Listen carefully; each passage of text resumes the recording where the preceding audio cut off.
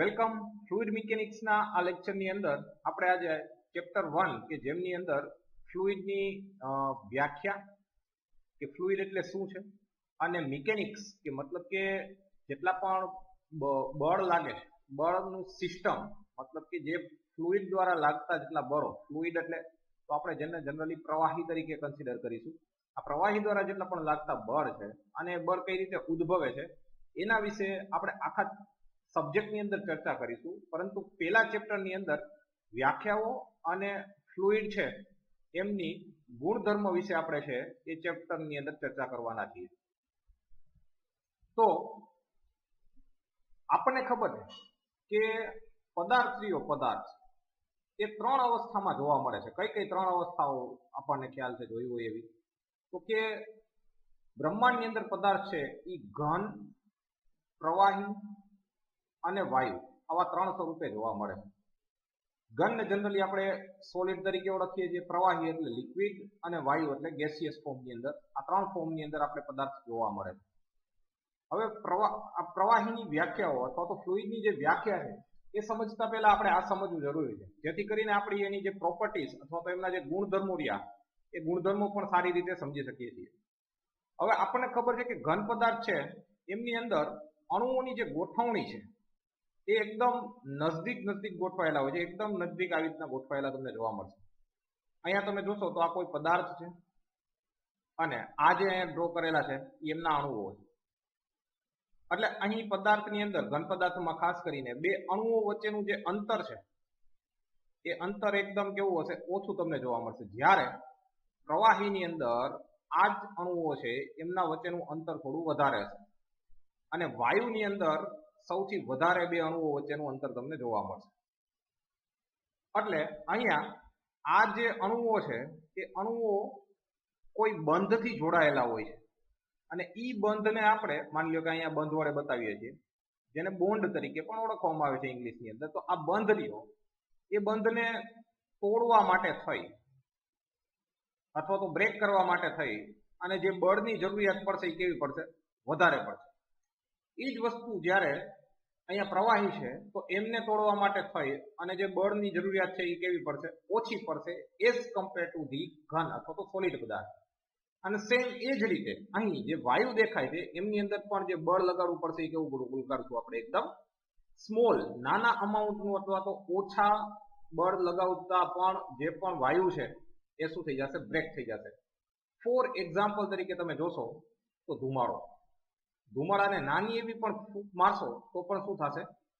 એ વિકૃત that means કે જ્યાં પણ આખા સબ્જેક્ટની અંદર વિકૃત થવું, તો આનો મતલબ એવો તમારે સમજવો કે એના આકારમાં ફેરફાર થાય છે. આકારમાં થતો ફેરફાર. રાઈટ. સેમ વે પ્રવાહીની અંદર પણ તમે કન્સિડર કરો. એક્ઝામ્પલ તરીકે કોઈ પણ પ્રવાહી તમે કન્સિડર કરી લો. પાણી લઈ લઈએ ચાલો. તો પાણીને નાની અમથી એવી પણ ફૂંક મારશો તો એ સતત શું થશે? વિરૂપણ અથવા તો વિકૃત. વિરૂપણ વધારે પરફેક્ટ શબ્દ રહેશે. વિરૂપણ આનો મતલબ એમ થશે કે એનો આકારમાં થતો ફેરફાર. ફોર એક્ઝામ્પલ તરીકે તમે નાની એવી પણ ફૂંક મારશો તો તમને વલયો જોવા મળશે પાણીની અંદર. આવી રીતના કોઈ પેલા આવા વલયો ઉત્પન્ન થાય છે, બરાબર છે? Ring type structure. Same way શું આપણે આ જે ઘન પદાર્થ રહ્યો એને નાનો એવો બળ આપતા શું એ તૂટી જશે? શું એમાં વિરૂપણ જોવા મળશે? શું એની અંદર આકારની અંદર ફેરફાર જોવા મળશે? ના. તો આવી કોઈ પણ વસ્તુઓ જોવા મળતી નથી જ્યારે એમને તોડવા માટે આપણે વધારે અમાઉન્ટનું બળ આપવું પડે, બરાબર? એટલે ફ્લુઇડ એ એવા પદાર્થો આમની અંદર કન્સિડર કરશું કે જેને નાના મૂલ્યનું બળ આપતા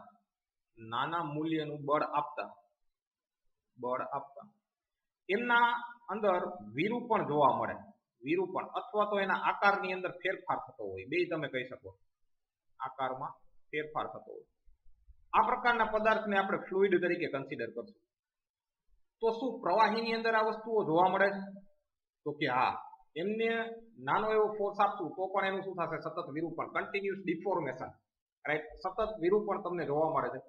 સેમ વે વાયુ ની અંદર પણ આ જ વસ્તુ જોવા મળે છે. એટલે પ્રવાહી અને વાયુ બંને પદાર્થને સમાન રીતે ફ્લુઇડ તરીકે ઓળખવામાં આવે છે. બંને પદાર્થને સમાન રીતે ફ્લુઇડ તરીકે ઓળખવામાં આવે છે. હવે અહીંયા આપણે બળની વાત કરી કે પદાર્થ ઉપર બળ લગાડીએ છીએ, ફોર્સ લગાડીએ છીએ, રાઈટ, જેને જનરલી આપણે F અથવા તો P ની મદદથી દર્શાવશું. આખા બુકની અંદર તમને આ શબ્દોની મદદથી દર્શાવેલા છે. હવે બીજી વસ્તુ એક નોટ ડાઉન કરવા જેવી બાબત એ છે કે આ જે આપણે બળ લગાડશું એ બળ રહ્યું એ શિયર બળ હશે, શિયર બળ અથવા તો શિયર ફોર્સ, એના તરીકે આપણે આને કન્સિડર કરશું. હવે સમજીએ શિયર ફોર્સ એટલે શું.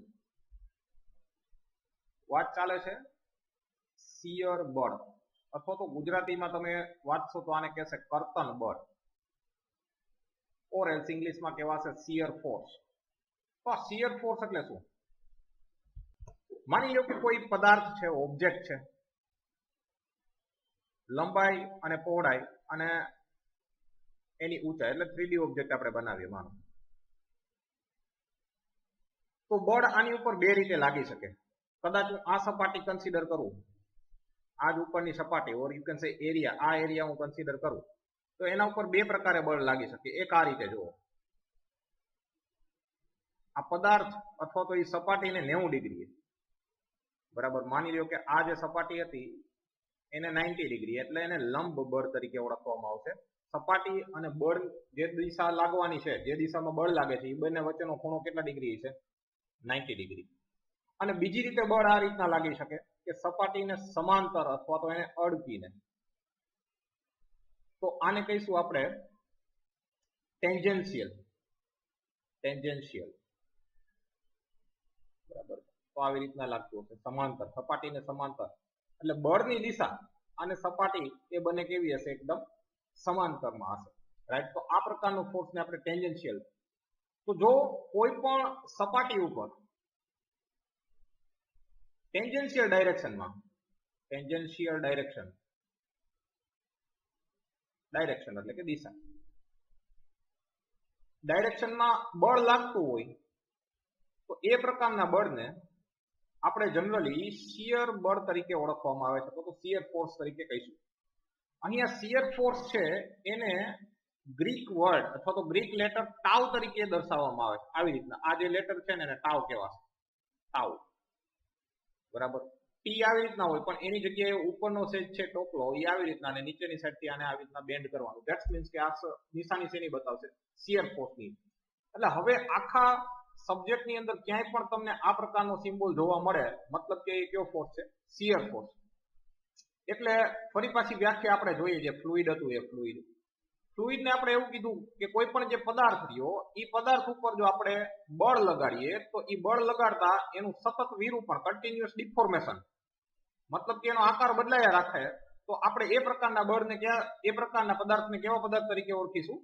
ફ્લુઇડ તરીકે ઓળખવામાં આવે છે. એની અંદર બે વસ્તુઓ કન્સિડર કરી. એક આપણે કન્સિડર કર્યો લિક્વિડ એટલે કે પ્રવાહી, અને બીજું આપણે ગેસ, બરાબર. આ બે વસ્તુઓને આપણે ફ્લુઇડ તરીકે કન્સિડર કરીએ છીએ. અહીંયા જે બળ લાગે છે એ બળ કયું લગાડશું? આપણે શિયર ફોર્સ લગાડશું, એટલે જેથી કરી એનો જે આકાર રહ્યો એ આકારની અંદર સતત શું થશે? બદલાવ આવશે, રાઈટ. તો આ પ્રકારની જે પણ પદાર્થ ઉપર અસર થતી હોય એ બધાને આપણે કેના તરીકે કન્સિડર કરશું? ફ્લુઇડ તરીકે કન્સિડર કરવામાં આવે. હવે શિયર ફોર્સ જે રહ્યો, શિયર ફોર્સ ટાઉ, જે એરિયા ઉપર એટલે કે ક્ષેત્રફળ ઉપર બળ લાગે છે, shear force tau is equal two F upon A. તો અહીંયા બળનું મૂલ્ય અને એરિયા એટલે કે અહીંયા ક્ષેત્રફળ, એમની કિંમત મૂકવામાં આવશે.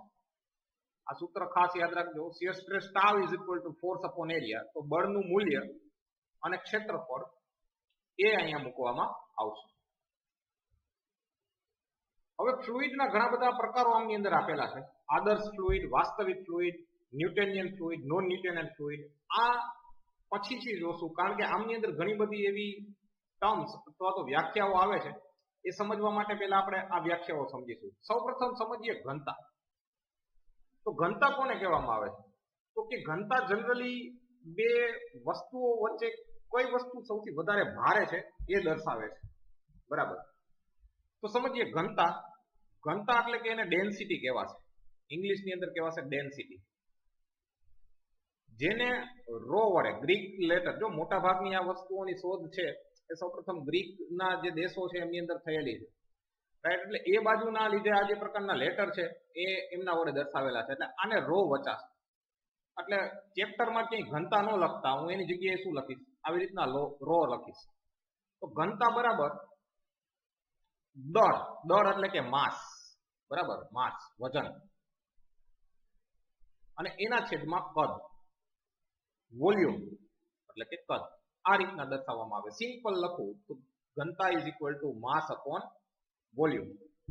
હવે માસ જનરલી કેની અંદર જોવા મળે તો કે આપણે ખબર છે કે વજન આપણે કેની અંદર માપીએ છીએ, કિલોગ્રામ ની અંદર માપીએ છીએ, અને વોલ્યુમ એટલે કે કદરિયું એ મીટર ક્યુબ ની અંદર હોય, બરાબર. હવે માની લો કે બે પદાર્થ લીધા, એક પદાર્થ છે એ ઘન સ્વરૂપે છે અને બીજો પદાર્થ છે એ માની લ્યો કે પ્રવાહી સ્વરૂપે. પેલા તો એક હું ટાંકી લઉં છું, એક ટાંકી લીધી કે જેમની લંબાઈ, ઊંચાઈ અને પહોળાઈ ત્રણે ત્રણ 1 મીટરની છે. લંબાઈ માનશો તો કેટલી? 1 મીટર. પહોળાઈ માનશો તો કેટલી? એ પણ 1 મીટર. અને ઊંચાઈ છે એ કેટલી? 1 મીટર. આ ટાંકીની અંદર સૌપ્રથમ પહેલા હું ઘન પદાર્થ નાખું છું અને એમનું વજન કરું, બરાબર. અને પછી હું પ્રવાહી નાખું છું અને એમનું વજન કરું છું. હવે જોજો કદ તો એક સરખું જ હતું, 1 મીટર. હવે આનું વોલ્યુમ એટલે કે કદ આપણે કાઢીએ, વોલ્યુમ ઇઝ ઇક્વલ ટુ લંબાઈ ગુણ્યા પહોળાઈ ગુણ્યા ઊંચાઈ. તો 1 metre by 1 metre by 1 metre, કારણ કે 1 મીટર લંબાઈ, 1 મીટર પહોળાઈ ને 1 મીટર ઊંચાઈ, 1 ગુણ્યા 1 ગુણ્યા 1 એટલે 1 જ થાય, મીટર ક્યુબ લખાશે. તો આનું વોલ્યુમ કેટલું મળ્યું? 1 મીટર ક્યુબ. જ્યારે પણ કોઈ પણ આવી વસ્તુઓની લંબાઈ, પહોળાઈ કે ઊંચાઈ એક હોય, બરાબર, તો આને કહેવાય એકમ કદ, બરાબર, એકમ કદ. તો આ ટાંકીની અંદર આપણે પેલા ઘન પદાર્થ નાખ્યો છે તો વધારે વજન કેનું જોવા મળશે? ઘન પદાર્થને સોલિડ કહી છે એટલે એસ વડે અહીંયા દર્શાવવું, અને પ્રવાહીને આપણે લિક્વિડ તરીકે ઓળખીએ છીએ એટલે અહીંયા આને એલ વડે દર્શાવવું. તો આપણને ખબર છે કે ઘન પદાર્થનું પ્રવાહી કરતા વજન વધારે થશે, એટલે આનું માસ મને વધારે જોવા મળશે. આવું શું કામ? કારણ કે આપણે આની પહેલા જ હમણાં જોયું કે જેટલા પણ ઘન પદાર્થ છે એમની અંદરના અણુઓ જે રહ્યા એ એકદમ નજીક ગોઠવાયેલા છે, એટલે ઓછા ક્ષેત્રફળની અંદર અથવા તો ઓછા એરિયા, ઓછા વિસ્તારમાં પણ જે અણુઓની સંખ્યા છે એ કેવી જોવા મળશે? તમને વધારે જોવા મળશે. અને આ સંખ્યાને લીધે એ ઘન પદાર્થનું વજન છે એ પણ કેવું જોવા મળશે? તમને વધારે જોવા મળશે. સેમ વે લિક્વિડ ની અંદરના જેટલા પણ અણુઓ છે એ અણુઓ દૂર દૂર ગોઠવાયેલા છે, એટલે સેમ અથવા તો સરખી જગ્યાની અંદર જો આપણે સરખી જગ્યા રાખી, બે જગ્યાએ 1 મીટર ક્યુબની જ આપણે જગ્યા આપણે એને પ્રોવાઈડ કરી, તો સરખી જગ્યામાં પણ પ્રવાહીનું જે વજન હશે એ તમને કેવું જોવા મળશે? ઓછું જોવા મળશે. એટલે આના ઉપરથી કહી શકીએ કે ઘનતા છે એ એકમ કદની અંદર કોઈ પણ પદાર્થનું વજન દર્શાવે છે, બરાબર. જેનું વજન વધારે એની ઘનતા કેવી જોવા મળશે? વધારે જોવા મળશે. અને આનો એકમ એટલે કેમાં માપવામાં આવે? તો કે કેજી પર મીટર ક્યુબ, કેજી પર મીટર ક્યુબ તરીકે આને દર્શાવાય. સામાન્ય રીતે આપણે અહીંયા પ્રવાહી જે રહ્યું એ પાણી તરીકે લેશું, અને આ પાણીની જે ઘનતા છે આ તમારે યાદ રાખવાની છે, 1000 કેજી પર મીટર ક્યુબ છે. આનો મતલબ એવો થયો કે તમે 1 મીટર બાય 1 મીટરની ટાંકી તમે લઈ લ્યો અને જો એની અંદર તમે પાણી ભરી દીધું છે ને તો એ પાણીનું વજન તમને કેટલો જોવા મળશે? 1000 કિલો જોવા મળશે. એટલે પાણીની જે ઘનતા છે, બરાબર, જનરલી આવી રીતના દેખાય. ડેન્સિટી ઓફ વોટર, પાણીની જે ઘનતા છે 1000 કેજી પર મીટર ક્યુબ છે. ફ્લુઇડ મિકેનિક્સ ની અંદર આપણે પ્રવાહી, જેટલો પણ પ્રવાહીનો આપણે ઉપયોગ કરીએ છીએ એમનું સરખામણી કરવા માટે થઈ અને આપણે આ પ્રકારની જે પણ પ્રોપર્ટી છે, પેલી પ્રોપર્ટી આપણે જોઈ એનો ગુણધર્મ એ ઘનતા છે, એનો આપણે ઉપયોગ કરીએ છીએ. ફોર એક્ઝામ્પલ હું તમને સમજાવું તો આ સિવાય પણ હજી એક બીજી પ્રોપર્ટી છે, ડેન્સિટી ઘનતા અને વિસ્કોસિટી મ્યુ. આ રીતના આપણે દર્શાવશું, બરાબર. આપણે જેટલી પણ મશીનરી લઈ, મશીનરી તમે એની અંદર જોશો તો આપણે ઓઇલનો ઉપયોગ કરીએ છીએ, રાઈટ. આ ઉપરાંત ગ્રીસ છે, એ ગ્રીસનો ઉપયોગ કરીએ છીએ. તો આ ઓઇલ જે રહ્યા એ ઓઇલની મેજર આપણે જનરલી એને કેના વડે ડિફાઇન કરશું, એની ડેન્સિટી અથવા તો વિસ્કોસિટી. હવે જ્યારે પણ તમે ઓઇલ પરચેસ કરો ત્યારે કેટલું એ વિસ્કસ છે, રાઈટ, એ ઓઇલના જે પણ બોક્સ છે એમની અંદર તમે લખેલું હશે. તો જનરલી જે ઓઇલ રહ્યું એ ઓઇલની ડેન્સિટી વોટરની ડેન્સિટી કરતા કેવી જોવા મળશે તમને? વધારે જોવા મળે છે. તો ઘણીવાર જેની વધારે હશે એ માની લો કે કોઈ પણ એક જાર અથવા તો ટબ રહ્યું એમની અંદર તમે એને ભરશો તો ઓઇલ નીચે તમને તરતું જોવા મળશે, રાઈટ, અને પાણી તમને ઉપર જોવા મળશે. કારણ કે જેની ડેન્સિટી વધારે હશે એ વધારે ડેન્સિટી વાળું પ્રવાહી છે એ નીચેની તરફ રહે છે અને ઓછી ડેન્સિટી વાળું પ્રવાહી ઉપરની તરફ રહેશે. એવું જે ઓઇલ જનરલી ખાસ કરીને આપણે ઘરની અંદર જે તેલ યુઝ કરીએ છીએ એ જો તમે આ ટબની અંદર લીધું હોય તો નીચેની તરફ વોટર તમને જોવા મળશે ને ઉપરની તરફ તમને ઓઇલ વાળો પોર્શન જોવા મળશે. એ બે બીજાની અંદર ક્યારેય મિક્સ નથી થતા. આવું શું કામ થાય છે? બે એકબીજાની અંદર મિક્સ નથી થતા. તો આ જનરલી આ ડેન્સિટી ઘનતાના ગુણધર્મને લીધે જોવા મળે છે, રાઈટ. જેની ઘનતા ડેન્સિટી ઓછી એ હંમેશા એ પ્રવાહી ક્યાં જોવા મળશે તમને? ઉપરની તરફ રહેતું હશે એવું તમને ખ્યાલ પડશે, રાઈટ. સો ડેન્સિટી ઘનતા છે એ હવે વ્યાખ્યા જોઈએ. ઘનતા તમને આપેલી જગ્યામાં કેટલી વસ્તુ ભરેલું છે તે જણાવે છે. તે પદાર્થ એકમ કદ દીઠ દ્રવ્યમાન એટલે કે એનું વજન કેટલું છે એ તમને કહેશે. અહીંયા એનું સૂત્ર છે rho density is equal to mass upon volume, દળના છેદમાં કદ. અને માસ જે રહ્યું અથવા તો દ્રવ્યમાન એના વડે આપણે એમને બતાવીએ છીએ અને કદને v વડે દર્શાવીએ છીએ, જેને કે એની અંદર મેઝર કરી શકીએ. તો કે જનરલી માસ કિલોમાં યુઝ થાય એટલે કેજી પર, આને જે આડો લીટો રહ્યો ત્રાસો છે એમને પર તરીકે યુઝ કરશું. કેજી પર મીટર ક્યુબ એ રીતના વાંચવામાં આવે છે અને આ છે ગ્રામ પર સેન્ટીમીટર ક્યુબ. ફ્લુઇડ મિકેનિક્સની અંદર ઉપયોગો ક્યાં ક્યાં થાય છે? તો કે બોયન્સી અને પ્રવાહ દરોને કારણે થતી શક્તિઓની ગણતરી કરવા માટે. પ્રવાહ દર ધેટ મીન્સ કે ફ્લુઇડ કેટલા ઝડપથી વહે છે, રાઈટ, એ મેઝર કરવા માટે થઈને ડેન્સિટીનો આપણે ઉપયોગ કરશું. આગળના સૂત્રોની અંદર આવશે. બીજું એ આપેલા કદમાં ફ્લુઇડ કેટલું ભારે છે એ પણ સમજવામાં મદદરૂપ કરે છે. માની લો કે અલગ અલગ આ ટાઈપના ફ્લુઇડ તમને આપી દીધા હોય તો આમાં વજન કેનો વધારે છે એ આપણે એની ડેન્સિટી ઉપરથી પણ શું કરી શકીએ છીએ? જાણી શકીએ છીએ. એટલા માટે ડેન્સિટીનો ઉપયોગ થતો હોય છે.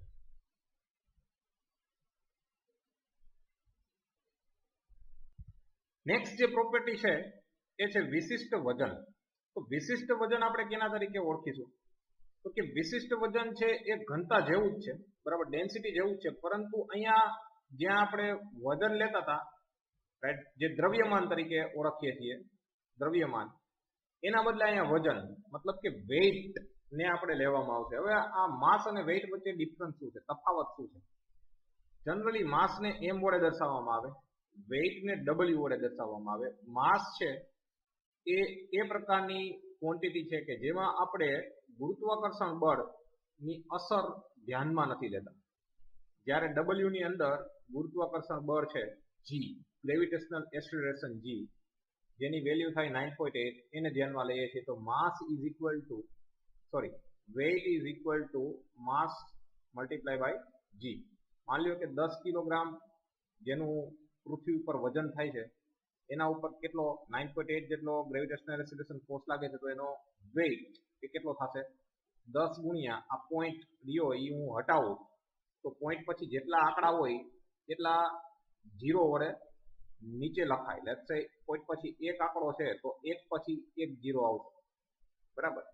તો આ જનરલી તમે 6ઠા 7મા ની અંદર જોઈ ગયા છો કે ભાઈ જે ડેસિમલ માંથી આપણે એને અપૂર્ણાંકમાં ફેરવવા માટે આપણે આનો ઉપયોગ કરીએ છીએ, રાઈટ. તો છેદમાં 10 અને ઉપર 10 આ બે એકબીજાથી શું થઈ જશે? કેન્સલ થઈ જશે. તો એનું વજન તમને જનરલી કેટલું જોવા મળે? 98 જોવા મળશે. ન્યૂટન, 98 ન્યૂટન આનો યુનિટ છે એ શું જોવા મળશે? ન્યૂટન તરીકે જોવા મળશે. હવે અહીંયા જે સ્પેસિફિક વેઇટ છે એની જો વ્યાખ્યા હું તમને કહું તો સ્પેસિફિક વેઇટની વ્યાખ્યા વેઇટ અપોન વોલ્યુમ. હા, તમે ડેન્સિટીમાં જોયું હતું ઘનતાની અંદર, એમાં માસ અપોન વોલ્યુમ હતું, રાઈટ. જ્યારે આમની વ્યાખ્યામાં શું જોવા મળશે તમને? Weight upon volume. તો કદાચ ને એક્ઝામ્પલની અંદર પૂછી નાખે અને તમને જો માસ આપેલું હોય તો કાંઈ નહીં, માત્ર ને માત્ર આ જે ડેન્સિટી રહી ડેન્સિટી બરાબર એમને જી વડે ગુણવાથી આપણને ડાયરેક્ટ શું મળે છે સ્પેસિફિક વેઇટ બરાબર જેને ગામા તરીકે આપણે ઓળખીશું અહીંયા ગામા તરીકે દર્શાવવામાં આવે છે specific weight gamma is equal to weight upon volume તો ડેન્સિટીને જી વડે ગુણવાથી જી જેની વેલ્યુ કેટલી આપણે કીધી 9.8 આપણને શું મળી જશે સ્પેસિફિક વેઇટ તમને મળી જશે તો સ્પેસિફિક વેઇટની વ્યાખ્યા આ મુજબ જોવા મળે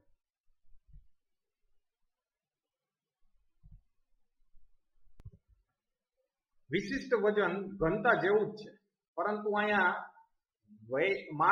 માસની જગ્યાએ આપણે શું લઈએ છીએ વેઇટ લઈએ છીએ આગળ મેં સમજાવ્યું એમ જ અહીંયા એને જો ડાયરેક્ટલી રો ઇન્ટુ જી ઘનતાના ગુણાકારમાં આપણે જી લીધું છે અહીંયા જી શું છે તો કે ગુરુત્વાકર્ષણ પ્રવેગ ગ્રેવિટેશનલ એક્સલરેશન તરીકે ઓળખવામાં આવે છે અને જેની કિંમત પૃથ્વી ઉપર આપણે લઈએ આશરે કેટલી છે તો કે 9.81 મીટર પર સેકન્ડ સ્ક્વેર જેટલી વેલ્યુ એમની જોવા મળે છે અને એનો એકમ ન્યૂટન પર મીટર ક્યુબ છે ફ્લુઇડ મિકેનિક્સમાં ઉપયોગ ક્યાં થશે તો કે હાઇડ્રોસ્ટેટિક ગણતરીઓમાં આનો ઉપયોગ થશે અને કોઈ ચોક્કસ ઊંડાઈએ આપણે દબાણ માપવું હોય તો એ દબાણ એ રહ્યું એ આના ઉપરથી આપણે ગોતી શકીએ છીએ